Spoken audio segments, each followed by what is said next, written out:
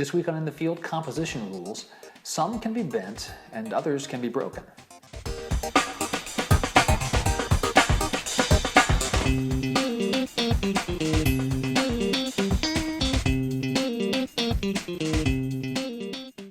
Hi everybody, I'm Scott Davenport. Welcome to In the Field, first episode for 2016. So belated Happy New Year to you. I hope yours is good, and I hope that you have at least one photography-related resolution for this year.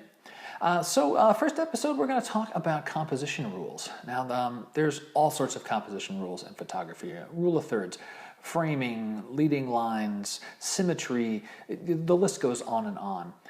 But these rules, quote-unquote rules, are really more guidelines, and they're good to know, but there are times when you may choose to break them. And I did on a recent shoot in La Jolla. And so let's take a look at this on the maps, some footage from the shoot, and then I'll talk about why I chose to compose the way I did. Here's San Diego downtown and the stretch of La Jolla coast right along here. Now, Windansea Beach is a little south of La Jolla proper.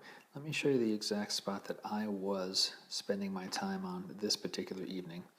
So a lot of times I'll shoot right in this area of Windansea Beach, but this time around I actually went north over this big outcropping of rocks to this area collectively known as Neptune Park. And I was spending my time right in these rocks right in here. So all through these areas, in and around all of this really, really interesting foreground stuff. And the sun setting, more or less the direction these rocks are pointing, maybe a little bit outward toward this direction here. Partly cloudy has turned to mostly cloudy as I've just arrived at Windansea Beach. Tide's really low, so I think I'm going to head a little bit north where there is a little more rocks and formations and things up along the way. The sun's going to be setting to the southwest, which will be down about that way. And there are some pockets and spaces in these clouds. I'm going to hope for the best, but keep my options open as far as composition is concerned, and look for interesting foreground subjects because the sky could potentially close up and become just a gray mass. I'm climbing in all around these rocks here, deciding exactly what I want to do composition-wise. The sky is still looking very interesting, so trying to de-emphasize the foreground. And it's tough to do because this foreground is just pretty darn cool. I'm going to wander around, get down to effectively sea level and see what that gives me for options. And it looks like my sun is going to be setting down over here to camera left where this group of folks is fishing. I've decided I'm going to be setting up somewhere around here, and it's a little difficult to see, but you can see the camera set up here. So I'm getting everything from these rocks over to this side here and quite a lot of the sky. The clouds are moving out to sea, which is good news because behind me, the clouds have broken up, and it should allow a little more sunlight, a little more play to happen in these skies. As the sun's dipping behind this patch of clouds, I'm not sure if the open spaces that are slowly moving out to sea are going to keep pace with that large wall of clouds there. There's still plenty of wonderful interest in the sky, and I'm very hopeful there'll be some color there. What that does mean is the foreground's getting very dark. And so it's hard for me to capture it with the video camera here. But as I go up, you can see that ocean starting to get darker as we re-expose for the sky.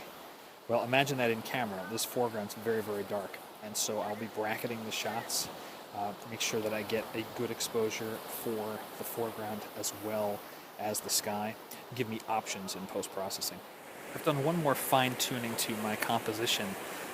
There was not enough foreground interest in this section of ocean that you see in the camera right now. It was just too blank. It was too empty compared to everything else that was going on in the sky. So I backed up a little bit to catch a little more of this foreground rock here and give a little more shape. And there's an extra portion of this rock right there in the lower right that's bringing the eyes in. And one thing I am doing, I am breaking a quote-unquote rule, and I am composing with the horizon dead center. That just feels right to me, and I'm going to take my shots that way. I spent a non-trivial amount of time fine-tuning the composition. I wrestled with this scene quite a bit. The sky was interesting, the foreground was interesting, and in the end, just decided I'm going to put the horizon dead center. and get a balance between the foreground and the sky. And for that particular shot and those particular conditions, I was happy with that. And after sunset and the light was dimmer, I did stay on scene, and I did some other compositions, more traditional, where your horizon line is on the upper third or even sometimes the upper quarter of the image, but this particular shot, I just decided that I'm going to break the rule of thirds because I can. So the tip of the week is composition rules aren't rules, they're guidelines. They're great to learn and they're great to know. And if you're just starting out with photography, take the time and learn those composition rules because they will help your eye see a scene more photographically and something that will convey more emotion to your viewer. But once you know them, then you also know when you might want to break them or when you do want to break them. And that's fine too. In the end, you are in control of the camera and you can decide how you want to convey the scene to your viewers. That's it for this week in the field. Hope you've enjoyed it. If you did, let me know. You can +1, like, tweet, share this video with a friend.